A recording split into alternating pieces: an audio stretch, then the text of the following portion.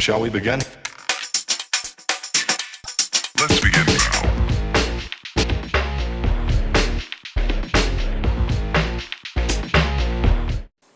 Hi everybody, it's Doreen and welcome back to day 5 of Father's Day cards with the Cricut. Today we will be using the Stewart Seasonal Cake Art, the Paper Doll Dress Up, and the George and Basic cartridge. Now if you don't have this one, you won't actually need it because I do tell you how you can make the card without having to have this cartridge. So what does our card look like for today? It's another simple, quick and easy one. So this is our card that we'll be making today. So come on and join me and I'm going to show you how you can make this quick and easy card. Okay everybody, so we'll bring up the supplies so we can get started with card number 5 of the Father's Day cards with the Cricut series. So now what I've done is, this is an extra large card, and the reason being is I'm making this card for my father and I wanted to put a long personal greeting or sentiment in the inside. So now the card measures 10.5 by 8 1/4. And I've taken and scored it in half to make it a 5 1/4 by 8 1/4 inch card. The other thing that I've done is I've taken my We Are Memory Keepers corner chopper and I've punched out, using the 1/2 inch side, the corners to round the corners on the edge. So now the other thing that I want to do is I want to go ahead and ink my edges, which I meant to do earlier. So I'm going to do that real quick and then I'll come back. Okay everybody, so I am back with my inked edges and I use the Tim Holtz Distress Ink, the Gathered Twig, which looks like this. So now we're ready to add our next layer. So now my next layer measures 5 inches by 8 inches. And this is from a paper pack. Let's see. Which is by Me and My Big Ideas. And it's this paper pack. The name of the paper pack is called Family. So I've cut that out at 5 by 8 and we're going to get our tape on here. And the other thing I've also done is I've once again taken my We Are Memory corner chopper and I've the 1/2 inch curve and done my edges. Or rounded my corners rather. So, and it actually doesn't matter which way we place this. I think I'll go this way with it. And the other thing I want to do is open up my card. Now I did not ink my edges on this one because this is already a brown color. So we'll add that layer. And then we're ready to add the next layer. And this is just some of the cardstock that I got from work. And this is cut at 4 1/4 by 7 1/4. And the other thing that I've done is I've taken my Cutterbug folder. This is the, I believe it's called Candy Stripe. And ran that through using my Big Shot. So I've also gone ahead and inked my edges using the Gathered Twig again. So now we'll add that layer. And I've also rounded my corners using the corner chopper, again, the 1/2 inch. So we'll get our tape on here. And then we'll add this next layer. And then we'll place that down. And then the last layer we're going to add, this layer is just some cream color cardstock. It's some Recollections. And this piece measures 3.5 by 4 3/4. So I'm just going to lay that right here. And this time I am not going to round my corners. So let's get some.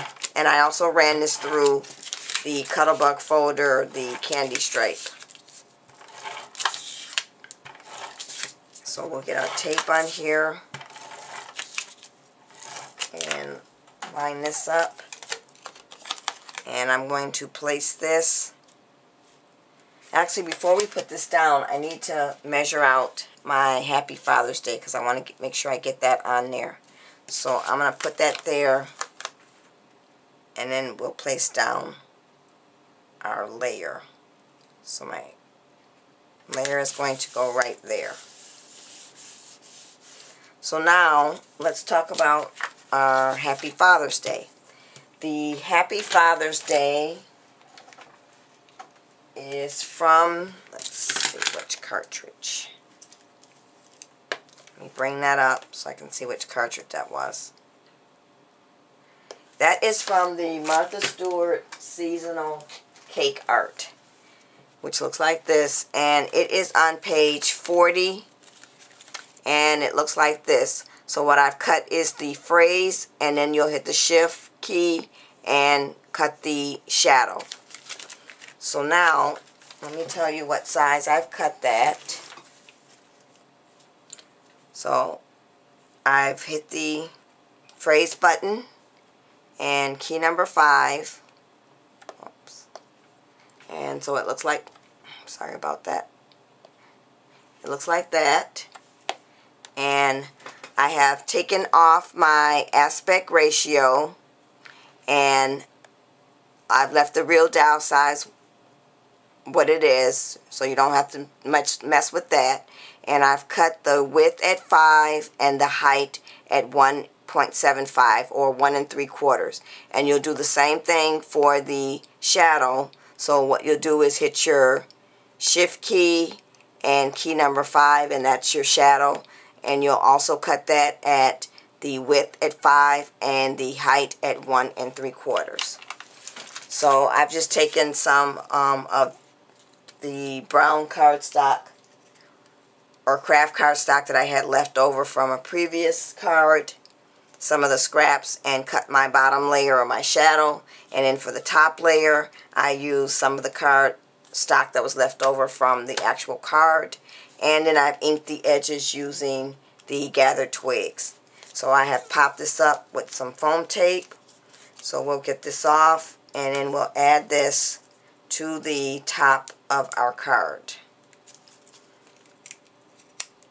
So let's get that off, like so. And then I'm going to bring my card back over, and we're just going to lay this down. And I'm going to prop this right here. So now the last embellishment we're going to add is we're going to add our tie. And what I used to make the tie was, once again, the paper doll dress up. And the tie is on page 32. And it looks like this. It's very tiny.